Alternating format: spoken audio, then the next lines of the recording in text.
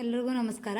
ಇವತ್ತು ನಾನು ಪಡ್ಡು ದೋಸೆ ಆಮೇಲೆ ಇಡ್ಲಿ ಜೊತೆಗೆ ರುಚಿಕರವಾಗಿ ಟೇಸ್ಟಿಯಾಗಿ ಮಾಡೋದು ಹೇಗೆ ಅಂತ ಹೇಳಿ ನೋಡೋಣ. ಇವತ್ತು ಮೊದಲು ಮೆಣಸಿನ್ಕಾಯಿ ತೊಗೊಂಡಿದ್ದೆ ಒಂದು 4. ಖಾರ ಜಾಸ್ತಿ ಬೇಕಂದವರು ಸ್ವಲ್ಪ ಖಾರ ಜಾಸ್ತಿ ತೊಗೋಬೋದು. ನಾನು ಖಾರ ಕಡಿಮೆ ಅಂತ ಹೇಳಿ ಒಂದು 3 ರಿಂದ 4 ಮೆಣಸಿನ್ಕಾಯಿ ತೊಗೊಂಡಿದ್ದೆ. 1 ಇಂಚಿನಷ್ಟು ಶುಂಠಿ ತೊಗೊಂಡಿದ್ದೆ. ಅದಾದಮೇಲೆ ಕೊಬ್ಬರಿ ತೊಗೊಂಡಿದ್ದೆ. ಕೊಬ್ಬರಿನ ಸ್ವಲ್ಪ ಬಿಸಿ ಮಾಡ್ಕೊತಾ ಇದ್ದೀನಿ, ರುಚಿ ಬರುತ್ತೆ ಅಂತ ಹೇಳಿ. ಅದ್ರ ಜೊತೆಗೆ ಕರಿಬೇವು ಹಾಕಿದ್ದೆ, ಆಮೇಲೆ ಬೆಳ್ಳುಳ್ಳಿ ಹಾಕಿದ್ದೆ. ಇದು ಎರಡು ಫ್ರೈ ಮಾಡ್ಕೊಂಡಾದ್ಮೇಲೆ ಇವಾಗ ಮಿಕ್ಸಿಗೆ ಹಾಕ್ತಾ ಇದ್ದೀನಿ ನೋಡಿ ಚಟ್ನಿಗೆ.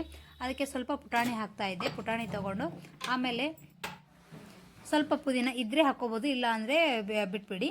ಆಮೇಲೆ ಕೊತ್ತಂಬರಿ, ರುಚಿಗೆ ತಕ್ಕಷ್ಟು ಉಪ್ಪು, ಇದ್ರ ಜೊತೆಗೆ ಸ್ವಲ್ಪ ಜೀರಿಗೆ. ಇದಾದಮೇಲೆ ಸ್ವಲ್ಪ ಸಕ್ಕರೆ ಹಾಕ್ಕೊಂಡಿದ್ದೆ.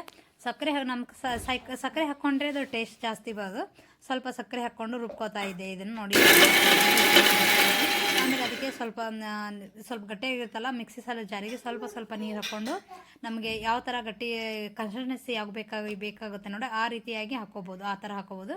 ಹಾಕ್ಕೊಂಡು ನೋಡಿ ಯಾವ ಥರ ಸಣ್ಣಗೆ ಹಾಕ್ಕೊಂಡಿದ್ದೆಲ್ಲ ನೋಡಿದ್ರಿ.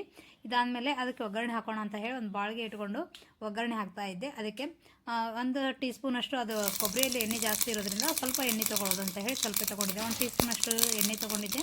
ಅದಕ್ಕೆ ಸಾಸಿವೆ ಜೀರಿಗೆ ಒಗ್ಗರಣೆ ಹಾಕ್ತಾ ಇದ್ದೀನಿ. ಇದಾದಮೇಲೆ ಇದಕ್ಕೆ ಸ್ವಲ್ಪ ಕರಿಬೇವು ಹಾಕೋಣ.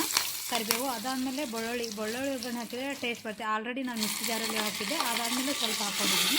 ಈಗ ಬೆಳ್ಳುಳ್ಳಿ ಹಾಕ್ಕೊಂಡು ಒಗ್ಗರಣೆ ಹಾಕ್ತಾ ಇದ್ದೆ. ಹಾಕಿ ನೋಡಿ, ಮಿಕ್ಸಿ ಜಾರಲ್ಲಿ ಹಾಕಿದ್ದಲ್ಲ ಅದನ್ನೆಲ್ಲ ಹಾಕ್ತಾ ಇದ್ದೆ ನೋಡಿ. ಗ್ರೇವಿನ ಹಾಕಿ ಈ ಥರ ಅಷ್ಟು ಎಲ್ಲ ಆಫ್ ಮಾಡ್ಕೊಂಡಿದ್ದೆ ನಾನು ಆಲ್ರೆಡಿ. ಆಫ್ ಮಾಡ್ಕೊಂಡು ಈ ಥರ ಮಿಕ್ಸ್ ಮಾಡಿಕೊಂಡು ಇದ್ರ ಮೇಲೆ ಸ್ವಲ್ಪ ಕೊತ್ತಂಬರಿ ಉದುರಿಸ್ಕೊಂಡ್ಬಿಟ್ರೆ ನಮ್ಮದು ಚಟ್ನಿ ರೆಡಿ. ಈ ಥರ ರುಚಿಕರವಾಗಿ ಚಟ್ನಿ ಮಾಡಬೇಕಂದ್ರೆ ಒಂದು ಸಾರಿ ನೋಡಿ, ಟ್ರೈ ಮಾಡಿ. ಜೊತೆಗೆ ನನ್ನ ಚಾನಲ್ನ ಸಬ್ಸ್ಕ್ರೈಬ್ ಮಾಡಿ. Thank you.